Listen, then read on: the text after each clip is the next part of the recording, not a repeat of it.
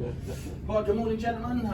First of all, I'd like to thank you all for turning up today to my 15-minute Microteach. A little bit about myself. My name's Dan Andrews. I've been employed in the PLA now for just over 10 years, primarily as a VTSO and just before that as a shipping coordinator. What I normally do now is go through some housekeeping rules. However, get you all to introduce yourself, but that's been taken off the table. So what I'm going to do now is I'm going to swiftly move on to the first question. Just want to see a show of hands of anybody here who owns or knows of someone that owns a dog. So that's pretty much everybody here. My favourite breed's a Staffordshire Bull Terrier. Just going to ask Dan, what's your favourite breed? Alsatian. Alsatian. Alan? Sausage dog. Sausage dog. So what's great there is we've got a full sort of selection of size of dogs from large, middle to small. Now I'm not really up on the breeds if I'm honest with you, but the one thing I do know about dogs is they do like to poo. So today, my subject is going to be about pooper scooping. So the first question I'm going to throw, the first thing I'm going to cover is what we're going to go through today. So the aim is to gain a greater understanding of the importance of pooper scooping. Now how do we intend on doing this? We're going to give you an understanding of the current dog situation within the UK. We're going to cover the consequences of not pooper scooping. We're going to look at the common excuses people use. We're going to look at different pooper scooper options available, and then we're going to finalise it with a summary. There will be a demo in there which I may ask, if the time allows, maybe one of you to come up and show. So the first question I've got is, who would like to take a stab at the percentage of UK homes that own a dog? 75%. Ooh, lower. Lower. Nice try. 55. A little bit lower. I'll give you a clue. It's between 45. It's between 35 and 40. 36. 36. Well done. Whoever said that. Well done. 36% of households say they own at least one dog. Does anyone want to take a stab at how many million dogs that is in the UK? I'll give you another clue. It's between 13 million and 14 million. 13.5. Well done. 13.5 million dogs. So if you take 13.5 million dogs in the UK at any one time, we have to think that most of those dogs are going to do their business at least twice a day. So that equates to a grand total of approximately 27 million fresh presents every day by our four-legged friends. Now this leads to another issue. Where are they going to be doing it? So what does the average owner do with their dog on a daily basis? Anyone want to tell me? Walk it. Exactly. So the average owner will walk their dog at least once, if not twice a day. And where do they normally walk them? Let's just go through. Dan, where would you normally walk your dog? Well, I say walk the path below the house normally. On the street? Yeah, the street, yeah. In the park. In a park? On the beach. Beaches? Forests. Yes, in the woods. Woods? Yes. I was going to say country park.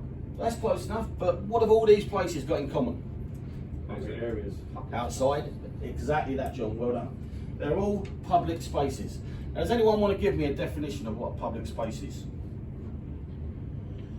Place available for Public access. yeah, everyday use. Public. Yeah, everyone can use it. Everyone can use it. It's unrestricted access. Exactly. It's a public space where we should all be able to go, feel comfortable, not have to worry about any issues, and have a good time.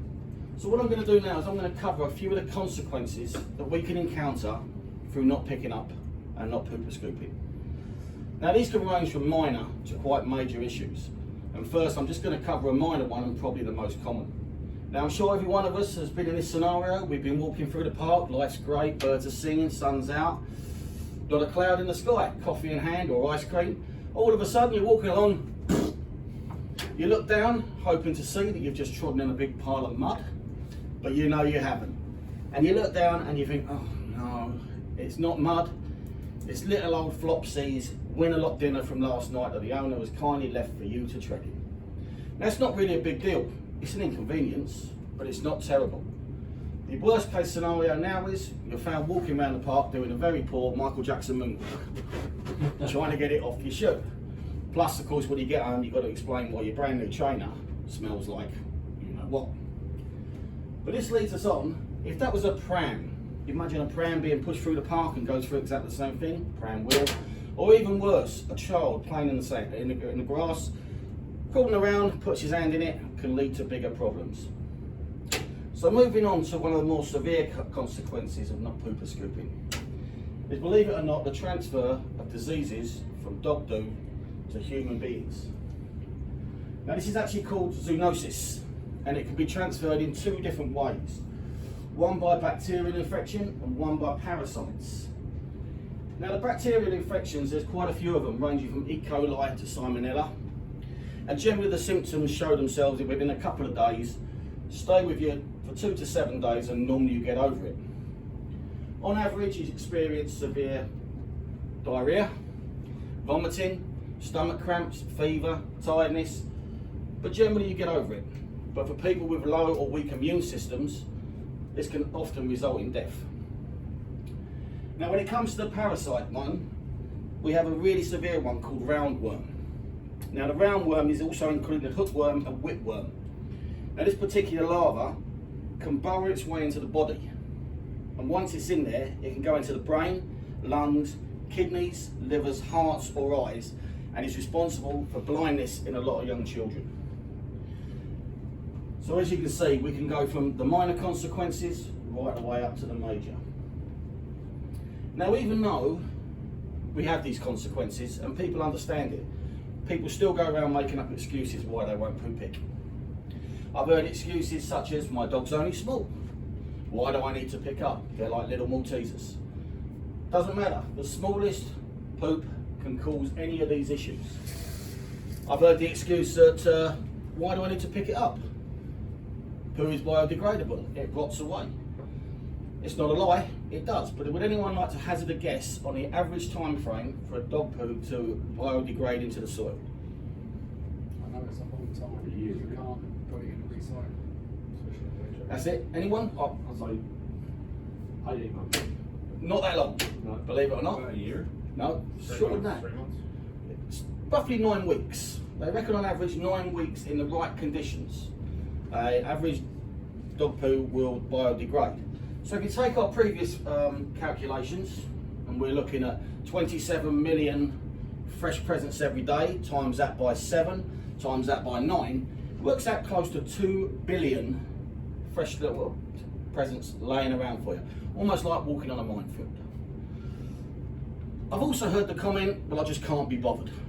Well, does that really cut the mustard? Not really if you want to be a responsible owner. So what we're going to do now is we're going to look at some of the equipment that's available to us to dispose of said little presents. Now the councils, they like to leave signs out, also threatening you to pick up, bag it, bin it, otherwise it's a fine of between £100 to £1,000.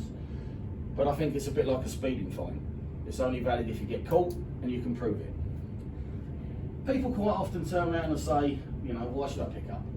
Well, there's no reason not to now, and I'm going to cover a couple of the different apparatuses that are available to you. First one, and the cheapest one, is your mandatory poo bag. Easy, cheap. £2 can get you 75 bags. They're scented, big bonus, trust me. They're easy to use, they're easy to store, and don't take up much space. What's the downsides to them? Well, obviously if you've got long nails, be careful. I wouldn't recommend, if you get a blowout, going home and having a nibble of your nails. If your dog likes doing its business in thorn bushes, you may also have the puncture issue, so be wary of that. But I think the biggest one is that people don't like to get up close and personal. They don't like the feel, they don't like the smell. So, what other options have we got? Well, we have this little beauty here. Slightly more expensive, about £10 off Amazon.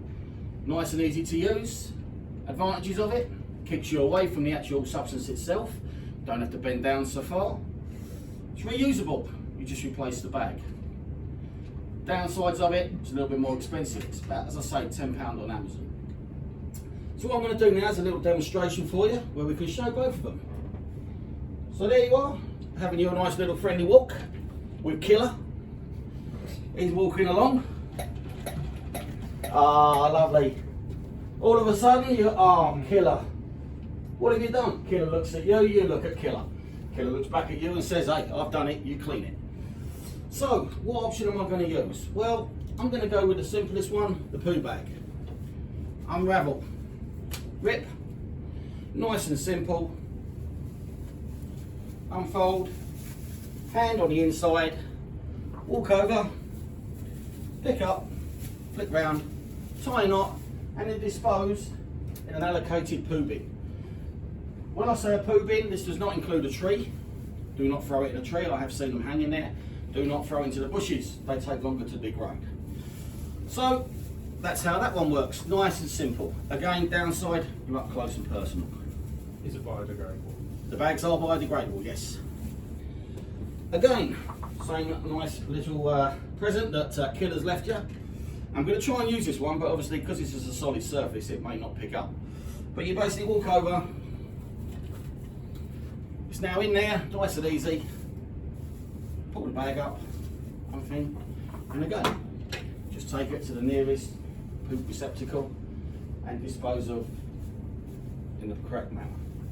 Right, what I want to do now is obviously after demonstrated, I'm now going to nominate one person to come up and choose the weapon of their choice to show me that they understand what I'm talking about. So Dan, do you want to come up? What weapon of choice are you going to use, mate? Well, that might be only for me talkers actually. Yeah? Yeah. Okay, well, I'll set it up. So what you've got to do, you take the handle, we put the bag over, oh, leave it shut, put the bag over, open it, and you push it in, and away you go.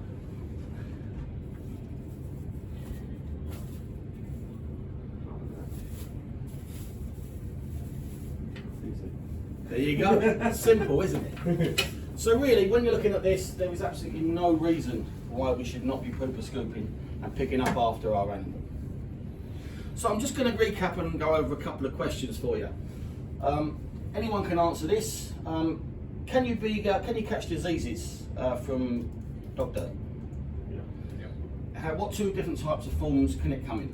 Bacterial and parasites. Parasites, spot on. So, in summary, what have we done today? I'm hoping that I've given you a greater understanding of the importance of pooper scooping. And by doing this, you now understand the current dog situation within the UK. We've covered the consequences of not picking up and pooper scooping in the correct manner. We've looked at the common excuses that are used by people out there, and we've looked at the different type of pooper scoopers and equipment that is currently available for you to buy. That concludes my lecture. Has anyone got any questions? Have you ever not picked up? No. Well, I have to admit, before it became mandatory, yes. I mean, when I was a young boy and we had dogs, and it was less known then, yes. But now I tend to carry these all the time. So yeah, it is annoying when you go over the park and there's so many of them out there. Any other questions? Your device, how good is it at picking up multiple locations? It can pick up multiple locations because it's just pick up, tie up, replace the bag, pick up, so you can keep going around and picking up as many as you want. It's a handy tool because it keeps you away. I have seen people using these that go around to actually clear up after other people's dogs on the parks, football teams, etc. Going around using this very device to pick up, so they're not getting too close to what they don't know because of diseases and such. What's your preferred method? I like the poo bag. I find it simple, it's easy to carry, it's just in the pocket. Any other questions? Well, I'd just like to say thank you very much for taking the time and listening to this, and enjoy the rest of the day.